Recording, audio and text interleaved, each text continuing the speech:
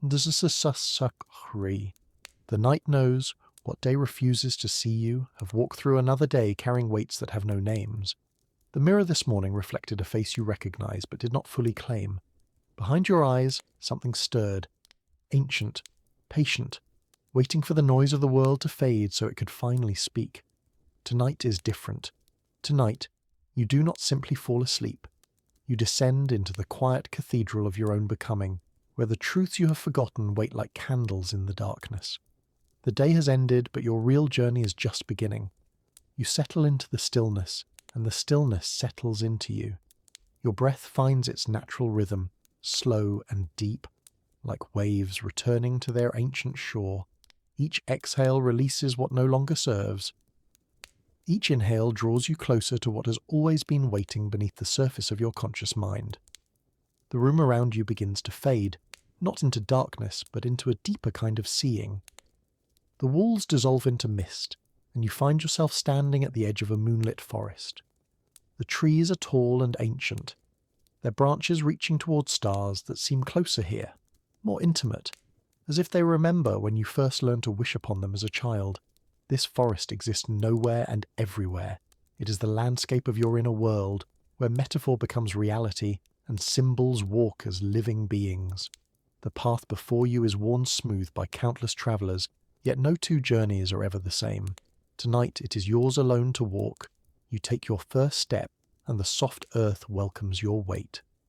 Somewhere in the distance, an owl calls, not the sharp cry of hunting, but something gentler, like a grandmother humming a half-remembered lullaby. The sound wraps around you, and you realize you have been holding your breath for longer than you knew. Here you can finally exhale. As you walk deeper into this inner wilderness, you begin to notice things that daylight kept hidden. Flowers that bloom only in moonlight line the path, their petals luminous and strange. They do not ask to be picked or admired.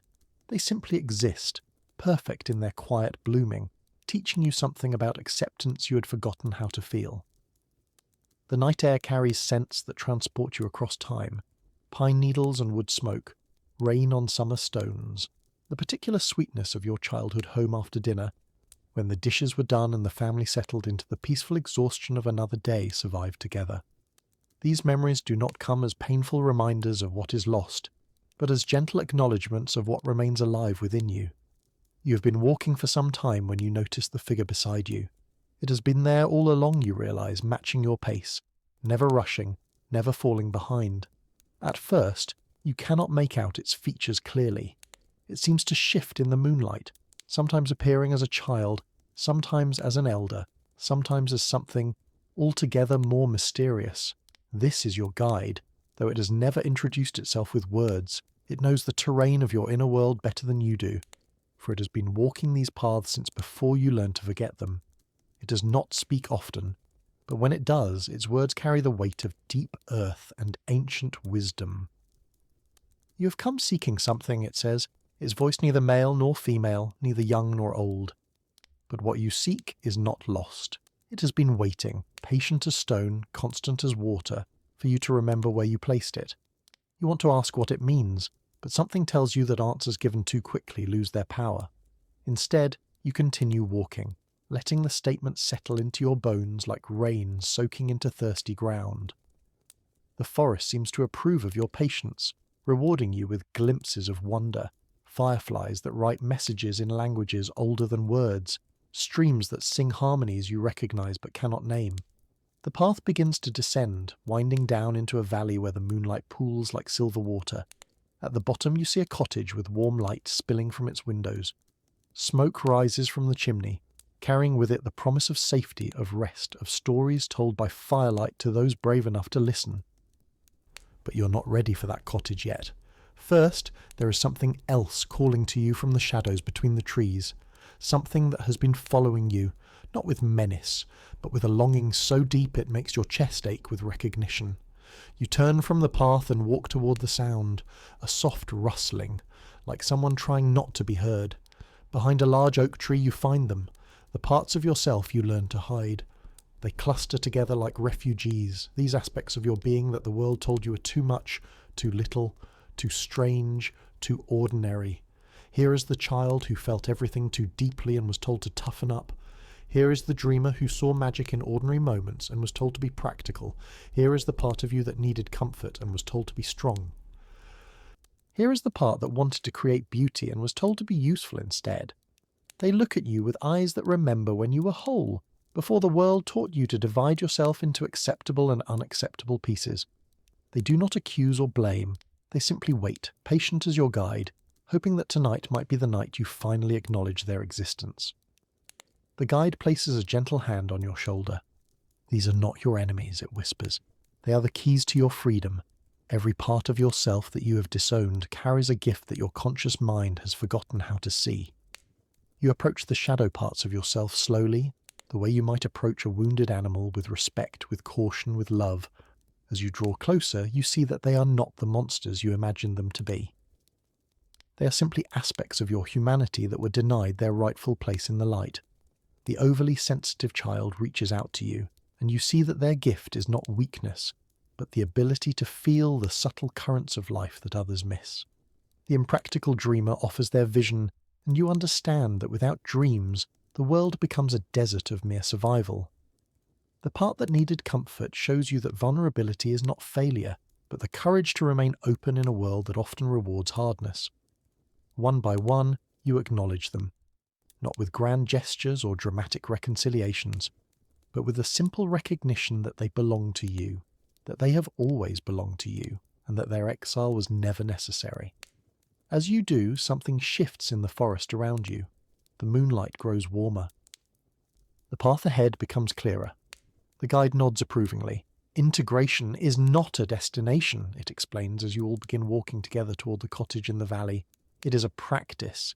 Each day offers new opportunities to choose wholeness over division, acceptance over judgment, love over fear. The cottage draws closer, and you can see now that it is older than you first realized. Much older. Its stones are worn smooth by countless seasons, its timbers darkened by years of weather and wisdom.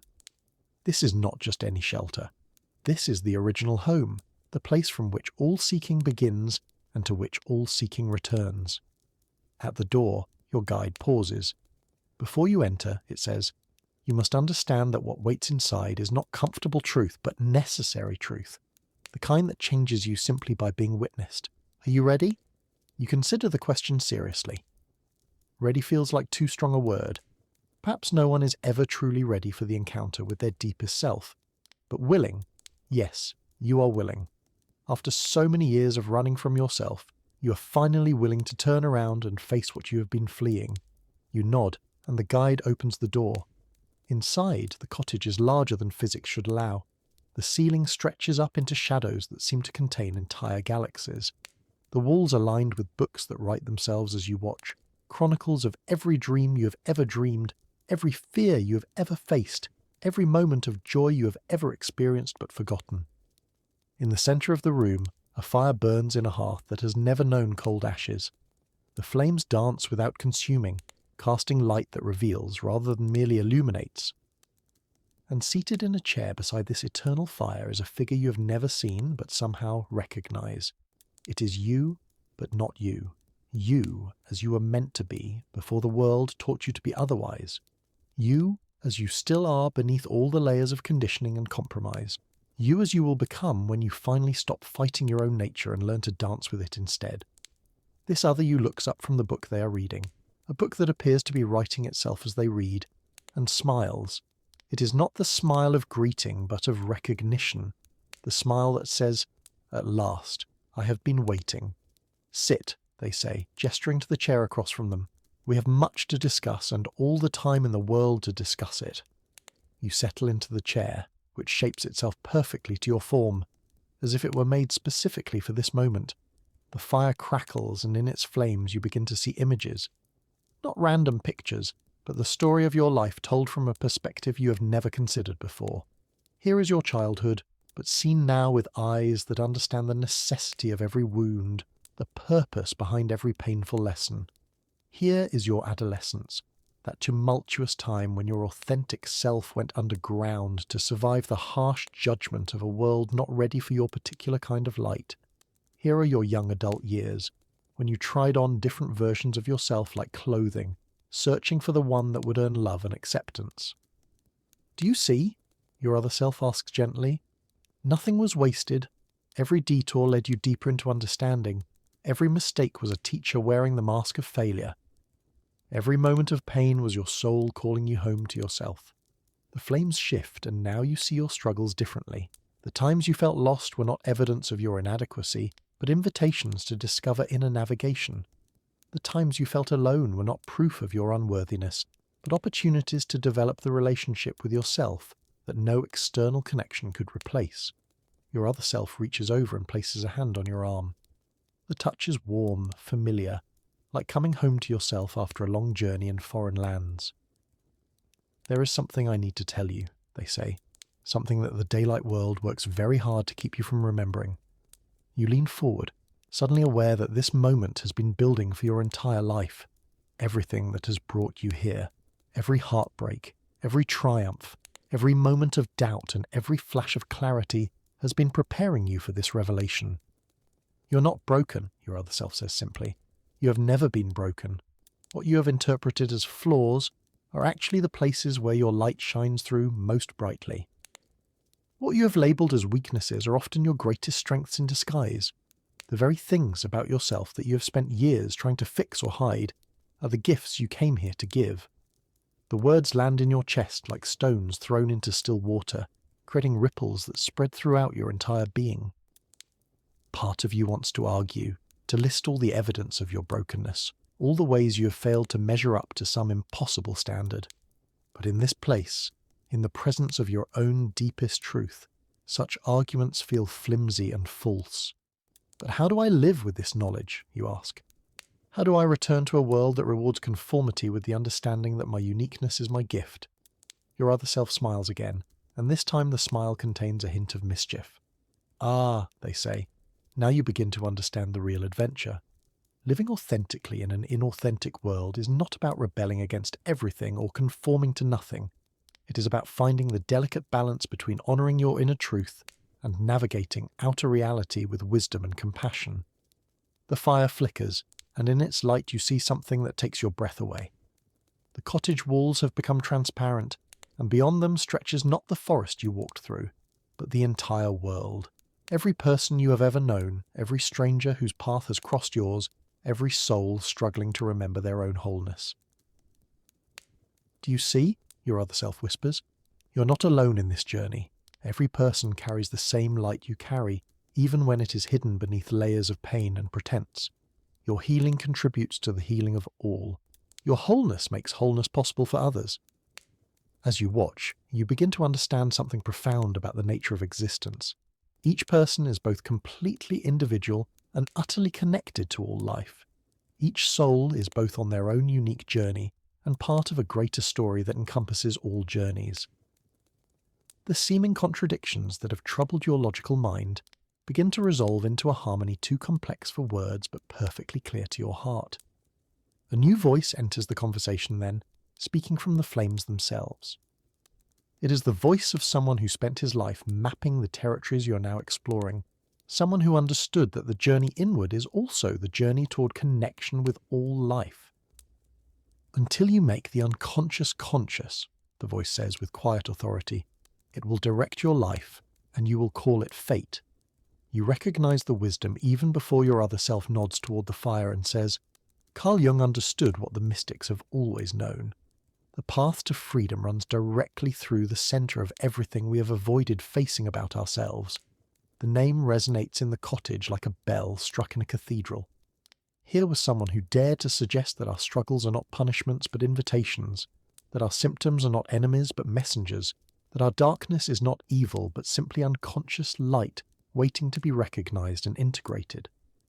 Jung saw that the modern world's greatest illness is the split between our conscious persona and our unconscious reality, your other self continues. "We present to the world the face we think will earn love and acceptance, while banishing to the shadows the parts of ourselves that seem unacceptable. But those shadow parts do not disappear. They influence us from the darkness, creating the very patterns of suffering we most want to escape. The fire burns brighter, and in its flames you see the truth of these words played out in countless lives. People who deny their anger find themselves surrounded by angry situations. Those who refuse to acknowledge their need for love create relationships based on duty and obligation. Individuals who reject their creative impulses find themselves in soul-crushing careers that drain their life force. The way out, your other self says gently, is not around the shadow but through it. Not by defeating the darkness, but by bringing light to it. Not by becoming perfect, but by becoming whole. You think of the shadow parts of yourself you encountered in the forest, how they transformed from threatening presences into valuable allies simply by being acknowledged. The process was not comfortable, but it was profoundly healing. It required courage, but it offered freedom. How do I continue this work when I return to my ordinary life, you ask? The question feels urgent now, as if the morning light might wash away everything you have discovered in this place. By remembering that there is no such thing as ordinary life, your other self replies. Every moment offers an opportunity for consciousness. Every interaction is a chance to choose authenticity over pretense. Every challenge is an invitation to grow beyond the person you thought you had to be. The voice from the flames speaks again, and this time you hear in it both profound wisdom and gentle humour. Everything that irritates us about others can lead us to an understanding of ourselves. You laugh, a sound of recognition rather than amusement. How many times have you found yourself annoyed by traits in others that you have worked so hard to suppress in yourself? How often have you judged others for behaviours that mirror your own disowned impulses? This is the alchemy of consciousness, your other self explains. Every projection becomes an opportunity for reclamation. Every judgment becomes a doorway to self-discovery. Every relationship becomes a mirror in which you can see the parts of yourself that remain unconscious. The cottage begins to shift around you then, its walls flowing like water, its dimensions expanding and contracting in impossible ways. You realize that you are not just in a place, but in a state of consciousness. Not just having a conversation, but undergoing a transformation. Your other self stands and walks to one of the impossible walls, running their hand along its surface until it becomes transparent. Beyond it, you see your life as it could be. Not perfect, but authentic. Not without challenges, but without the exhausting effort of pretending to be someone you are not. You see yourself navigating difficult conversations with honesty instead of people-pleasing. You see yourself creative and productive because you are working in alignment with your true nature rather than against it.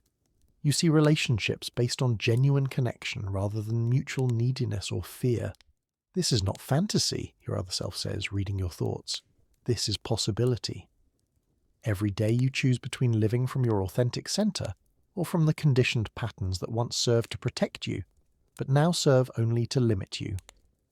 The scene shifts, and you see yourself facing the kinds of situations that typically trigger your old patterns. But in this vision, you respond differently. Instead of reacting automatically, you pause. Instead of defending or attacking, you inquire.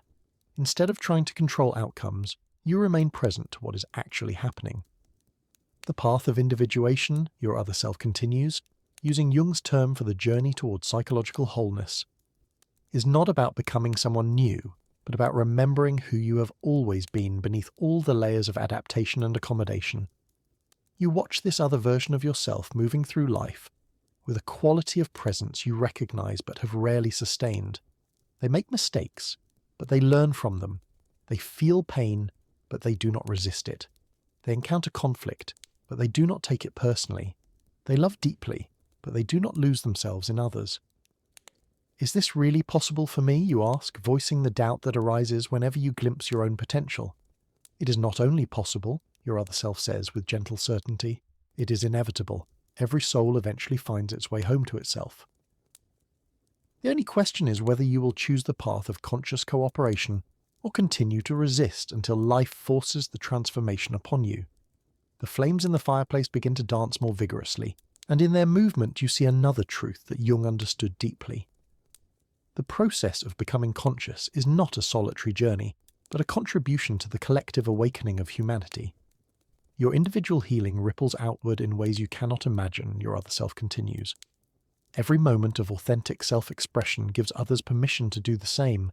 Every time you choose truth over comfort, you make truth a little more available in the world. Every integration of your own shadow reduces the projection of shadow in your relationships and communities. The voice from the flames speaks once more, and its words seem to encompass everything you have experienced in this magical cottage. Who looks outside dreams, who looks inside awakens. You understand now that this entire journey, the forest, the shadow figures, the cottage, the conversation with your other self has been an inward turning. You have not travelled anywhere except deeper into your own consciousness. Yet in making this inner journey, you have somehow touched something universal, something that connects you to all seekers across all times. Your other self approaches your chair and extends their hand. As you take it, you feel a current of energy pass between you, not foreign energy, but your own energy in its natural, unimpeded flow. This is what you feel like when you're not fighting yourself, when you're not trying to be anyone other than who you are. It is time, they say, though you're not sure time for what. The cottage around you begins to fade, but instead of feeling loss, you feel integration. The wisdom of this place is not being left behind, but absorbed into your very cells, becoming part of you in a way that no external teaching ever could. You find yourself standing once again on the forest path. But everything looks different now. The trees seem more alive, more present. The moonlight carries messages you can almost understand. The air itself vibrates with possibility. Your guide appears beside you, smiling with what might be pride or might simply be love. How do you feel, they ask. You consider the question carefully. Changed, certainly, but not changed in the way you might have expected. Rather than feeling like you have gained something new, you feel like you have remembered something ancient. Rather than feeling transformed, you feel like you have returned to your natural state.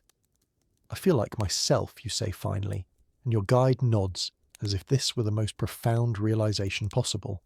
And so you are, they reply, and so you have always been, and so you will always be, regardless of how far you might wander from this knowing.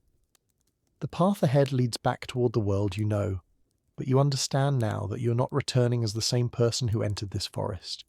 You carry within you the memory of the cottage, the wisdom of your other self, the integration of your shadow, and the understanding that consciousness is not a destination, but a way of travelling. As you walk, your guide shares one final teaching. The mystics speak of a return to innocence, but they do not mean the innocence of ignorance. They mean the innocence that comes after experience, the simplicity that emerges from complexity, the peace that follows integration. You nod, feeling the truth of these words in your bones. The childlike wonder you feel now is not naive, but informed by everything you have learned and integrated. The simplicity you experience is not the simplicity of someone who has never faced complexity, but of someone who has moved through complexity and found the elegant truth on the other side. The forest path begins to wind upward now, leading you back toward the waking world. But with each step you understand more clearly that there is no real division between this magical realm and ordinary reality. The consciousness you have accessed here is available in every moment, in every breath, in every choice between fear and love.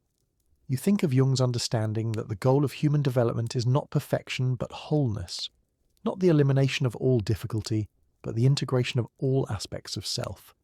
Not the achievement of some idealized state, but the ongoing practice of showing up authentically to whatever life presents. The guide begins to fade as the forest gives way to the familiar contours of your bedroom, but their final words remain clear and present.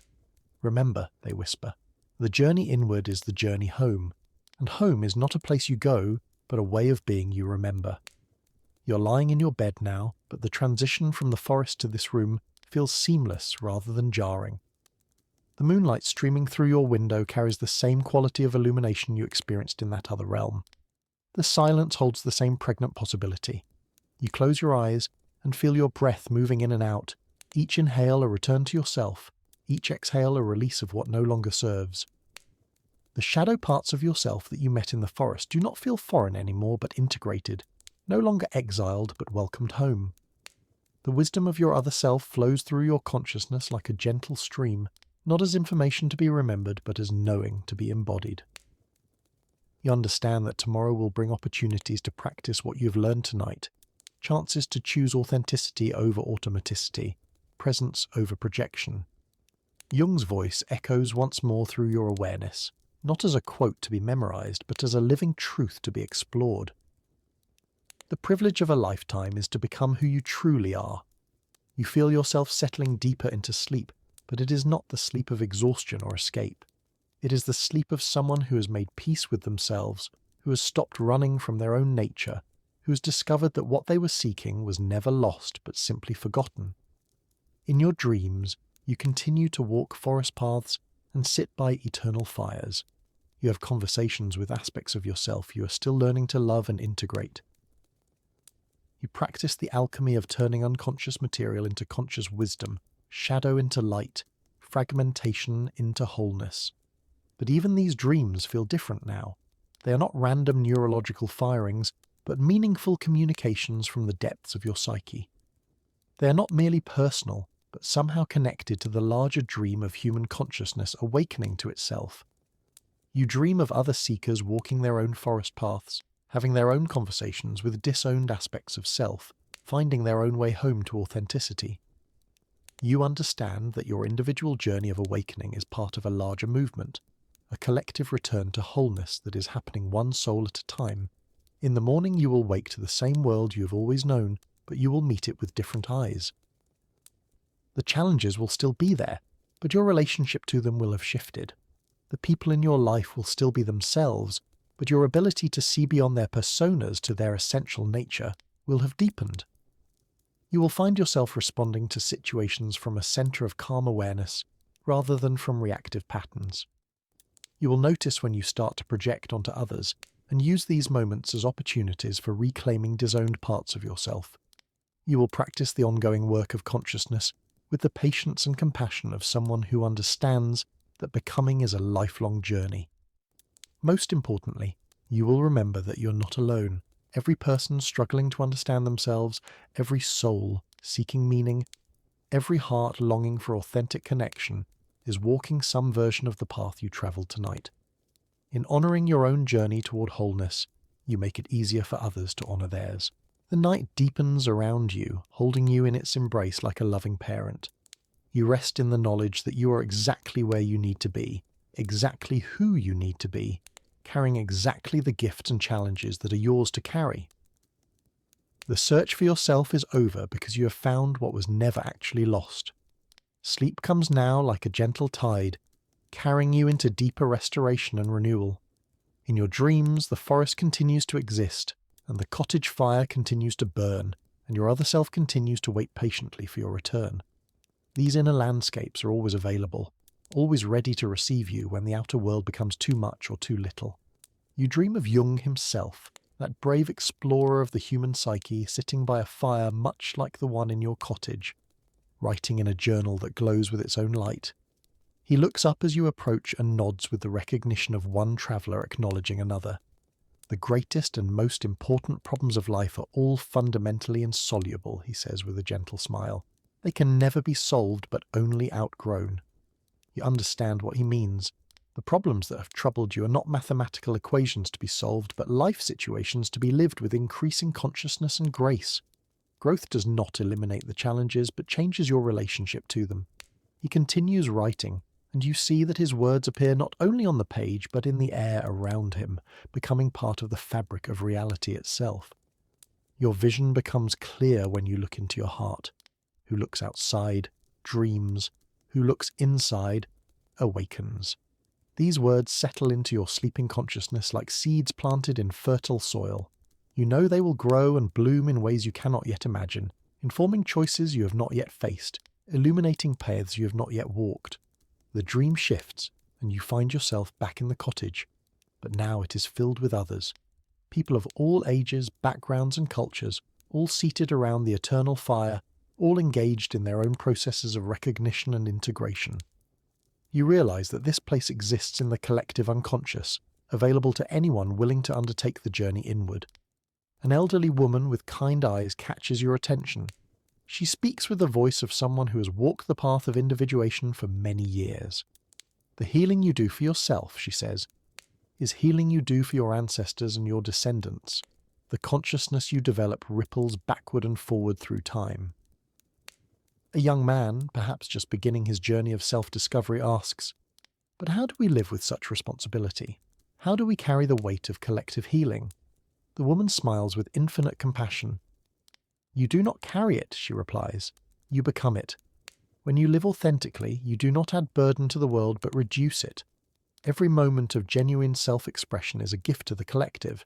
You find yourself nodding, understanding that the pressure you have sometimes felt to heal yourself quickly, or perfectly, was itself a form of resistance to the natural pace of psychological development.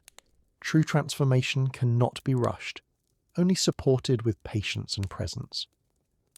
A middle-aged man speaks from across the fire. I spent 40 years trying to be what others wanted me to be, he says. When I finally stopped, I discovered I had no idea who I actually was. The freedom was terrifying and wonderful. Others nod in recognition. The circle around the fire becomes a chorus of experiences, each unique but somehow harmonious with all the others. Stories of awakening and backsliding, of breakthrough and breakdown, of the long non-linear journey toward self-acceptance. You realize that this is what Jung meant by the collective unconscious, not some mystical realm separate from ordinary reality, but the shared substrate of human experience that becomes visible when we drop below the level of persona and pretense. In this deeper dimension, all seeking is one seeking. All healing is one healing. All love is one love. As the night progresses through your dreams, you find yourself moving between different levels of consciousness like a skilled navigator. Sometimes you're in the forest with your guide, sometimes in the cottage with your other self, sometimes in the circle of fellow seekers around the eternal fire. Each realm offers its own gifts and teachings. The forest teaches patience and trust in the natural process of growth. The cottage offers the intimacy of self-encounter and acceptance. The circle provides the support and recognition that comes from shared humanity. In one dream, you meet a figure you recognize as the archetypal wise old man from Jung's understanding of the psyche. He appears sometimes as a grandfather, sometimes as a sage, sometimes as a simple gardener tending to plants that grow in impossible ways. Every night, he tells you, this psyche reorganizes itself. Every dream is an attempt at balance, an effort to integrate the experiences of the day with the deeper patterns of the soul. When you pay attention to your dreams, you participate consciously in your own becoming. You ask him about the meaning of the forest, the cottage, the fire, the circle of seekers. He chuckles with the amusement of someone who has been asked this question many times. Meanings are not fixed things to be discovered, but living relationships to be experienced, he says. The forest means whatever the forest means to you tonight, at this stage of your journey, with your particular history and your unique constitution. Tomorrow it might mean something different, and that too will be correct. This answer satisfies you in a way that definitive explanations never could. You understand that the work of consciousness is not about getting the right answers, but about developing the capacity to live skillfully with uncertainty, to find meaning in the midst of mystery. The wise old man hands you a tool. Sometimes it appears as a shovel, sometimes as a key, sometimes as a compass. For the work ahead, he says simply. You understand that this tool represents your own capacity for self-reflection, your ability to dig beneath surface appearances, to unlock doors you did not know existed, to navigate by inner guidance when outer landmarks disappear. As dawn approaches in the outer world, your inner journey begins to wind toward completion.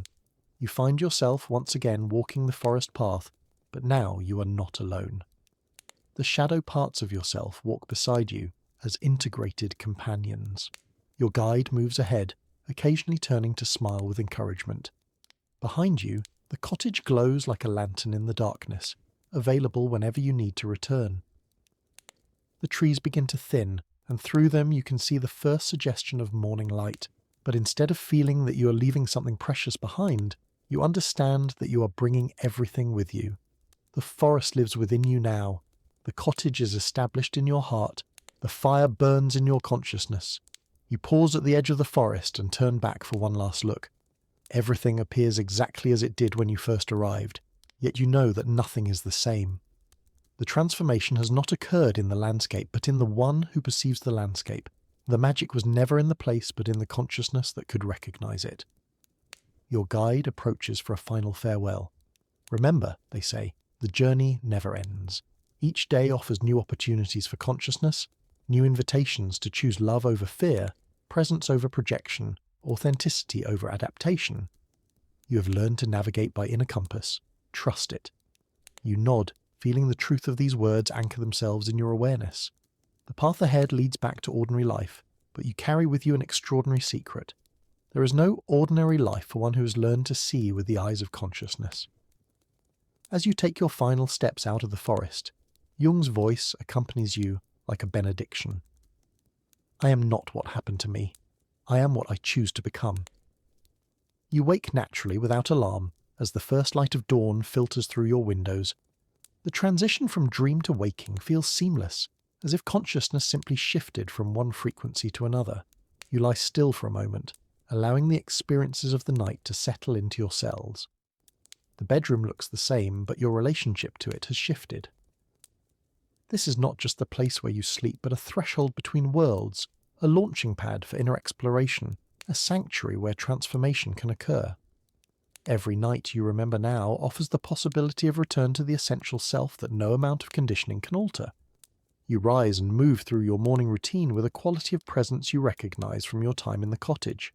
Each action, washing your face, brushing your teeth, choosing clothes, becomes an opportunity to practice authenticity, to align your outer actions with your inner truth. Looking in the mirror, you see the same face you have always seen, but now you recognize it more fully. This is not just the persona you present to the world, but the visible expression of an infinite consciousness, exploring itself through the medium of your particular life. The eyes looking back at you carry knowledge they did not possess yesterday. As you prepare to enter your day, you carry with you the understanding that every encounter will offer opportunities to practice what you learned in the night. Every challenge will be a chance to respond from consciousness rather than conditioning. Every relationship will be a mirror in which you can see the parts of yourself that are ready for recognition and integration. The world you are about to enter is the same world you have always known, yet it is completely transformed by the consciousness you bring to it. Problems that once seemed insurmountable now appear as invitations to grow. People who once triggered you now present opportunities to reclaim projected parts of yourself. Situations that once generated automatic reactions now offer choices about how to respond.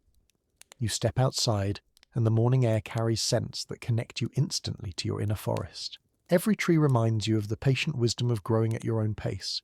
Every bird song echoes the voice of your guide, encouraging you to trust the process of becoming. Every ray of sunlight recalls the fire in the cottage that burns eternally in the heart of consciousness. This is the gift of the night voyage. Not escape from ordinary life, but transformation of ordinary life into something extraordinary through the alchemy of awareness. You have learned that healing is not about fixing what is broken, but about remembering what was never actually damaged. Wholeness is not a destination to reach, but a truth to recognize. The journey continues with each breath, each step, each choice to respond from love rather than fear. The forest is always available, the cottage always ready to receive you, the fire always burning in the depths of your being.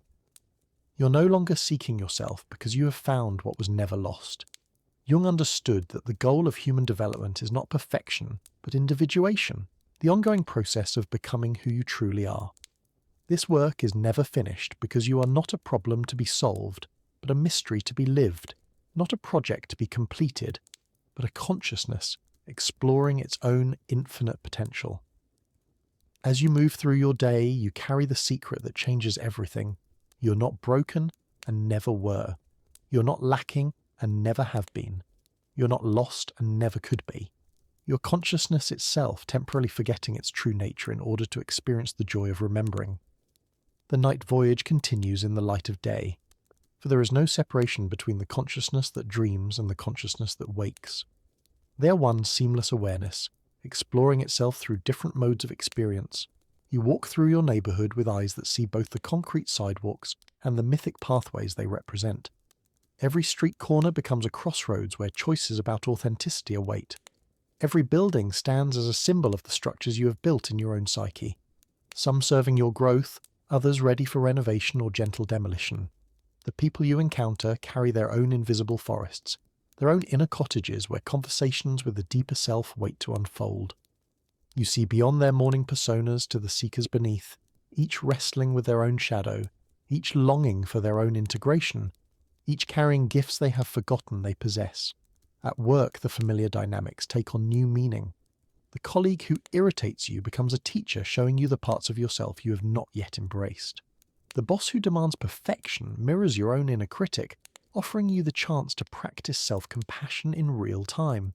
The project that frustrates you reveals areas where you are still trying to force outcomes, rather than flowing with the natural rhythm of creation. You find yourself pausing before reacting, creating space between stimulus and response.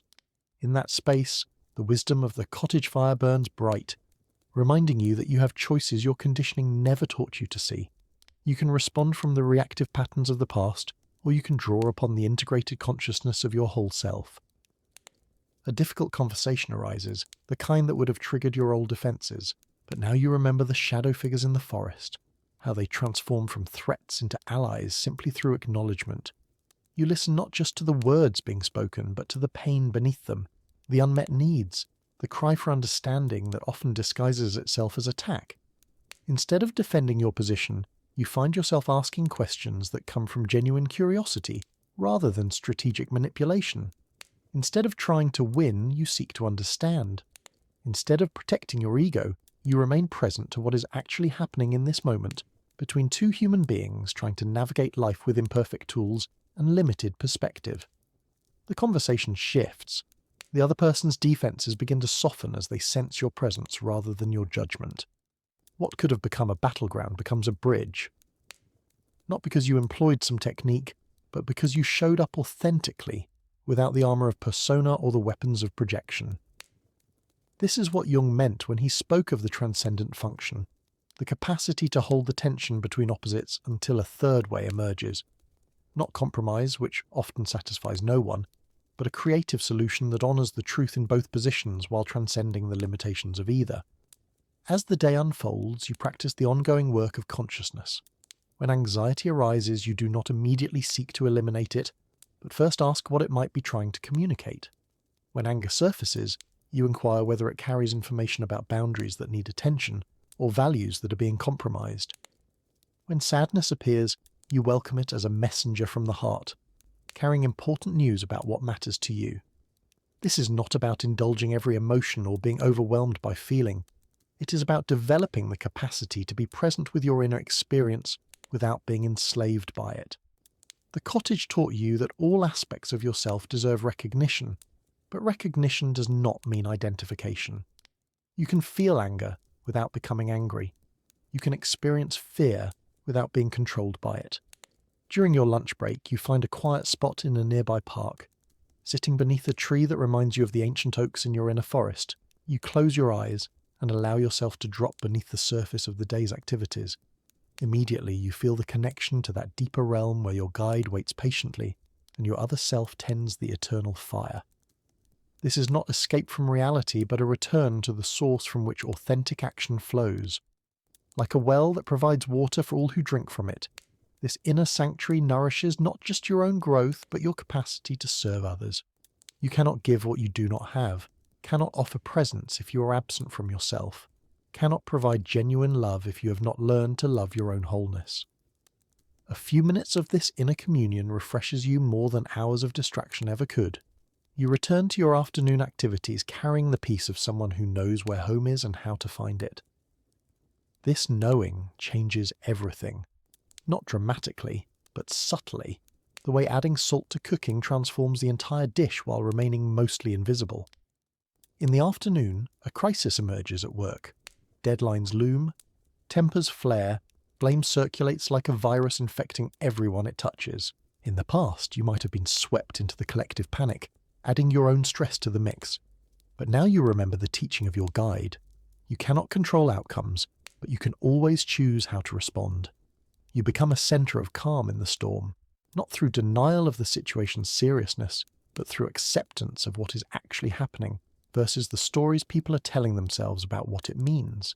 You focus on solutions rather than problems, possibilities rather than limitations, what can be done rather than what has gone wrong. Your presence affects others, though they may not understand why. The colleague who was spiraling into blame begins to focus on next steps. The manager who was radiating anxiety starts to breathe more deeply. The energy in the room shifts from reactive chaos toward responsive collaboration. This is the ripple effect of individual consciousness work that Jung understood so clearly. When one person stops unconsciously spreading their unprocessed material, It creates space for others to find their own center. When one individual chooses presence over projection, it makes presence more available in the collective field. You do not save the day through heroic intervention or brilliant solutions. You contribute to the healing simply by remaining connected to your authentic self, by refusing to abandon your center in the face of external pressure.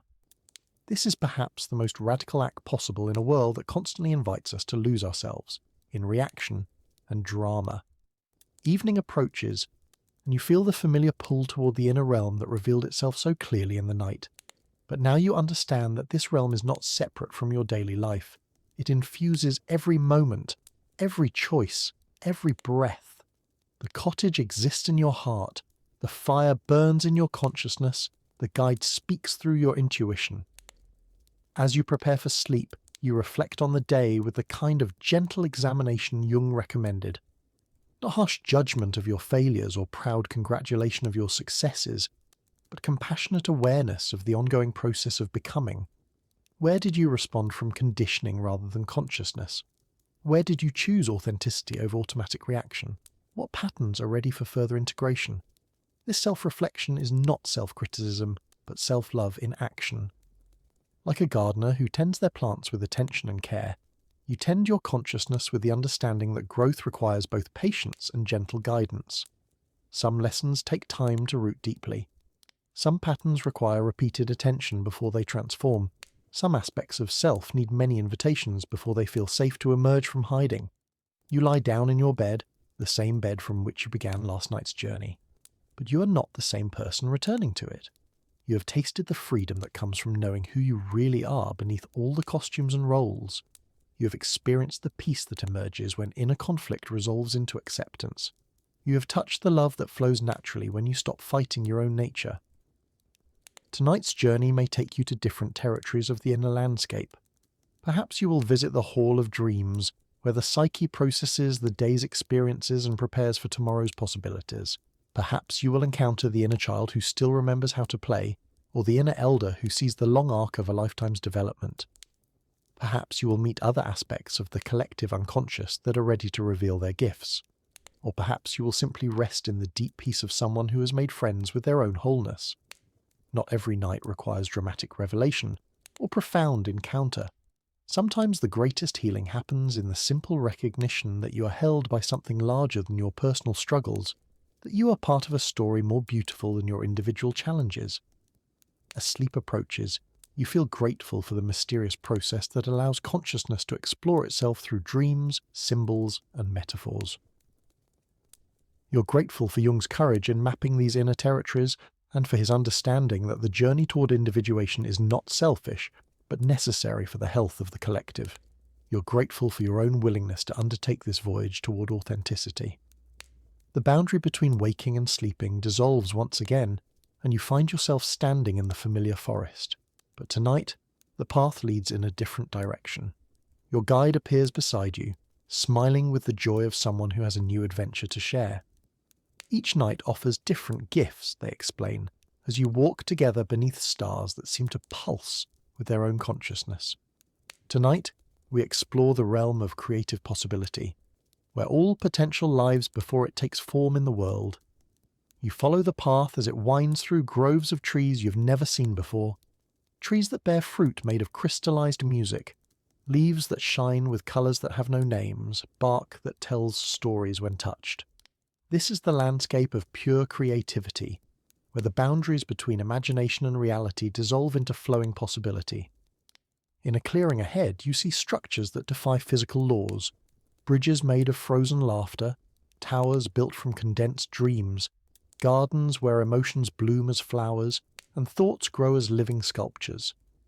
This is where all art begins, where all innovation originates, where all solutions to impossible problems wait to be discovered. Every human being carries this realm within them, your guide explains. But few learn to access it consciously. They wait for inspiration to strike rather than learning to visit the place where inspiration lives. You understand that creativity is not the special province of artists, but the birthright of consciousness itself. Every moment of authentic self-expression draws from this well. Every time you respond to life from your unique perspective rather than from borrowed concepts, You participate in the ongoing creation of reality. A figure emerges from one of the impossible structures, someone you recognize as your creative self, the part of you that exists before self-doubt and criticism narrow the possibilities. They approach with hands full of gifts, stories that want to be told through your voice, solutions that want to manifest through your actions, beauty that wants to enter the world through your particular way of seeing. These belong to you, your creative self says, offering the gifts. They have been waiting for you to remember that you are not just a consumer of culture, but a creator of it. Not just a problem solver, but a possibility generator. Not just someone who adapts to reality, but someone who participates in creating it. You accept the gifts, feeling their weight and lightness simultaneously. Some are practical innovations for challenges you face in daily life. Others are artistic expressions that want to flow through you.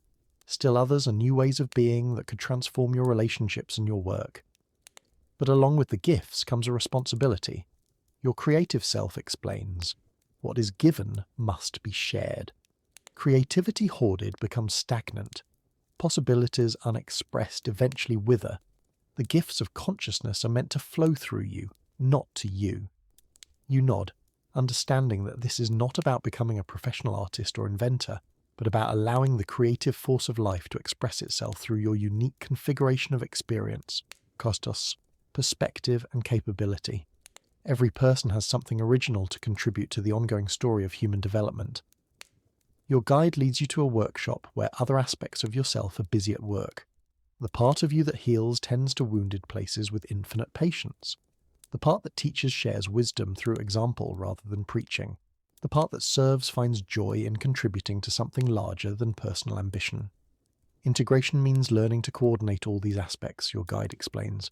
Not choosing one over others, but finding the harmony that allows each to contribute their gifts when appropriate. Like instruments in an orchestra, each part of yourself has its moment to shine and its moments to support others. You spend time with each aspect, learning about their particular gifts and challenges, their needs and their contributions. The healer shows you that every wound carries the seeds of wisdom for helping others with similar injuries. The teacher reveals that every lesson learned through struggle becomes a gift for those who face the same difficulties.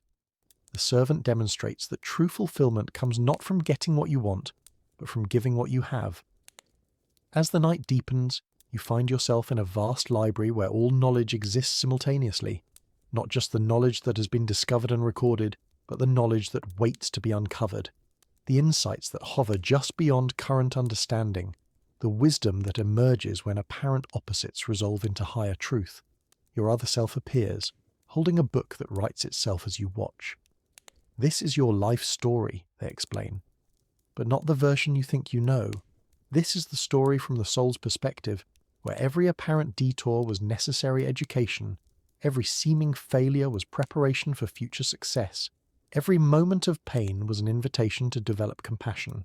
Reading this soul story of your life, you see patterns you never noticed before, themes that run like golden threads through experiences that seemed random, preparation phases that you mistook for delays, gifts that were being cultivated through challenges you thought were simply obstacles. The ego experiences life as a series of problems to be solved, your other self continues. But the soul experiences life as a curriculum for consciousness. Every situation is perfectly designed to offer exactly what you need for your next stage of development, though it may not look like what you think you want. This perspective transforms your entire relationship to your personal history. Regrets dissolve into gratitude for the learning they provided. Resentments soften into understanding of how they taught you about boundaries and self-respect. Even the most painful experiences reveal their hidden gifts when seen from this larger perspective. Jung's voice resonates through the library like the tolling of a bell. Mistakes are, after all, the foundations of truth, and if a man does not know what a thing is, it is at least an increase in knowledge if he knows what it is not. You smile, recognizing the truth in these words. Every wrong turn taught you something about the right direction. Every relationship that ended showed you something about what you actually needed. Every job that didn't fit revealed more about your authentic calling. The apparent failures were actually research, gathering data about what serves your growth and what doesn't. Your other self closes the soul story book and looks at you with eyes full of love and recognition. Now you begin to understand the real secret, they say. You're not here to become perfect, but to become conscious. not to avoid all mistakes but to learn from them, not to transcend your humanity but to embrace it fully. The library around you begins to shift and flow, becoming a garden where ideas grow like living plants. Some are small seedlings just beginning to sprout. Others are mature trees bearing fruit that nourishes both the gardener and anyone who shelters beneath their branches. Still others are flowers that exist purely for the beauty they bring to the world. Tend your inner garden, your other self advises. Water the ideas that serve life. Prune the thoughts that limit possibility. Compost the beliefs that no longer serve you, so they can become fertilizer for new growth. And always, always remember that what grows in your inner garden affects the outer world in ways both seen and unseen. You walk through this garden of consciousness, marveling at the diversity of what grows there. Compassion blooms alongside discernment. Creativity tangles with discipline in productive partnerships. Courage and vulnerability support each other like climbing vines and sturdy trees. In the center of the garden, you find a fountain whose waters are pure consciousness itself. Drinking from it, you feel yourself refreshed at the deepest level. This is the source from which all authentic action flows, the wellspring of wisdom that never runs dry, the love that requires no external validation because it originates from the truth of what you are. Your guide appears beside the fountain, carrying what looks like a map. But as you examine it more closely, you realize it is not a map of external territories, but of inner landscapes yet to be explored. There is always more, they say with infinite gentleness. Consciousness has no limits, no final destinations. Each insight opens doorways to deeper mysteries. Each integration reveals new possibilities for growth. The map shows realms you have not yet visited. The hall of ancestral wisdom where the gifts of your lineage wait to be claimed. The theatre of future possibilities where you can preview potential paths. The council chamber where all aspects of yourself meet to make decisions that serve the whole. These adventures await when you are ready, your guide explains. For now, it is enough to integrate what you have already discovered. Growth that tries to outpace integration becomes spiritual materialism rather than authentic development. You nod, understanding the wisdom of proceeding at a pace that allows each insight to take root before reaching for the next. Like a plant that needs time to establish strong roots before producing fruit, consciousness requires patience and presence to develop sustainably. The garden begins to fade as morning approaches in the outer world, but you carry its essence within you. Every plant you tended here has its corresponding growth in your daily awareness. Every flower that bloomed in the night continues to perfume your waking consciousness. Every fruit that ripened in dreams provides nourishment for authentic action. As you transition back to ordinary awareness, you feel yourself held by an invisible web of support. Other dreamers, other seekers, other souls committed to the journey of consciousness form a network of mutual encouragement that spans the globe. You are never alone in this work, even when the path seems solitary. The bedroom materializes around you once again, but now it feels like a sacred space where transformation occurs nightly. The bed is an altar where the ego releases its grip so the soul can speak. The pillows hold dreams that carry messages too important for waking mind to interpret alone. The walls contain and protect the vulnerable process of becoming. You rise with the sun, carrying the night's gifts into a new day. The creative possibilities glimpsed in the workshop wait to be expressed through your choices and actions. The soul story perspective transforms how you interpret the day's events. The garden consciousness influences every interaction with the subtle fragrance of presence. At breakfast, you notice flavors with heightened awareness, grateful for the simple miracle of nourishment. The coffee tastes like liquid alertness. The fruit carries sunshine and rain and soil in its sweetness. Each bite becomes a communion with the vast web of life that makes your existence possible. Reading the news, you see beyond the surface drama to the deeper patterns of collective human development. The conflicts represent growing pains as old systems give way to new possibilities. The innovations reflect the creative force of consciousness, expressing itself through human ingenuity. The stories of courage and compassion remind you that love continues to manifest even in challenging times. This perspective does not make you passive or indifferent to suffering. Instead, it helps you respond to world events from wisdom rather than reactivity. You can stay informed without becoming overwhelmed, engaged without becoming consumed, hopeful without being naive. At work, you carry the garden consciousness into every interaction.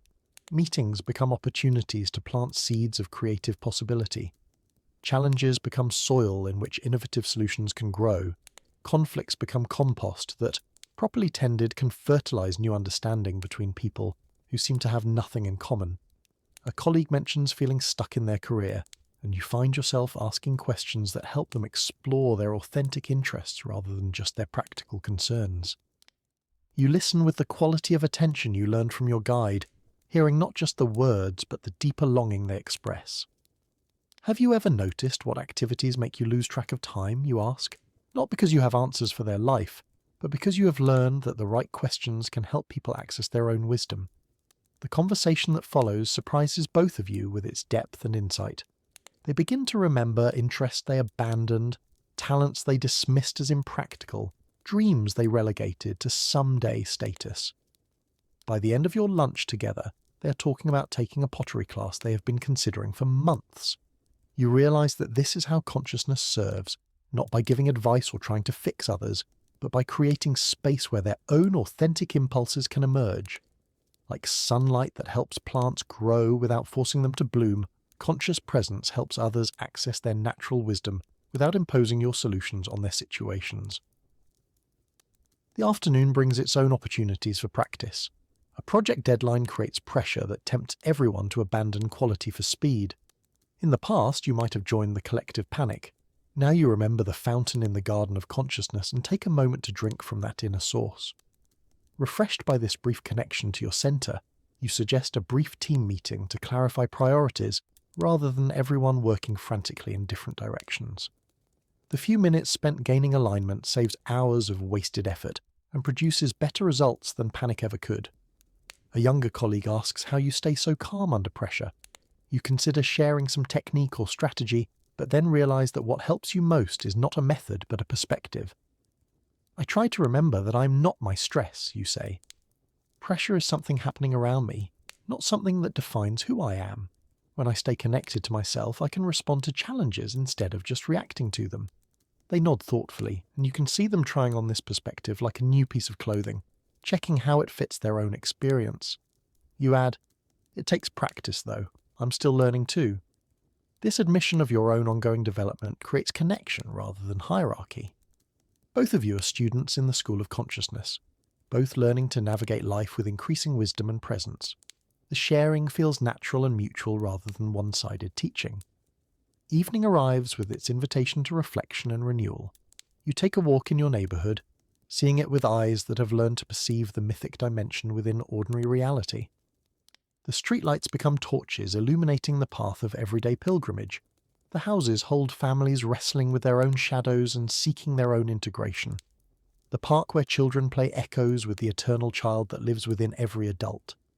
Back home, you prepare for another night's journey with the attitude of a traveller packing for an adventure. What will tonight reveal? What territories of consciousness will open to exploration? What aspects of yourself are ready for recognition and integration? You know now that these inner journeys are not escape from reality, but engagement with the deepest reality. The consciousness that dreams both sleeping and waking, experience into being. Each night's exploration enriches your capacity to live authentically in the world. Each integration makes more of your potential available for service to the collective healing. As you settle into bed, Jung's words echo once more through your awareness. The meeting of two personalities is like the contact of two chemical substances. If there is any reaction, both are transformed. You smile, understanding that every encounter with other people, with circumstances, with aspects of yourself, offers the possibility of mutual transformation. Tomorrow will bring new meetings, new opportunities for the alchemy of consciousness to transform lead into gold, conflict into understanding, separation into connection. Sleep comes like a gentle tide, carrying you toward new shores of possibility. In your dreams, the forest paths continue to wind through landscapes of infinite potential. The cottage fire burns with the warmth of unconditional self-acceptance. The garden of consciousness blooms with ever-new varieties of wisdom and compassion. But tonight, perhaps, the journey will take you even further into the mystery of what it means to be a conscious being learning to love itself and serve life. The adventure continues, one breath at a time, one choice at a time, one moment of presence at a time. You are home in yourself now, and from this home all exploration becomes pilgrimage, all experience becomes education, all relationship becomes opportunity for deeper love. The night voyage never ends because consciousness itself never stops exploring its own infinite nature through the beautiful, messy, miraculous experience of being human. Rest well, traveller. Tomorrow's journey awaits, and you are ready for whatever it may bring.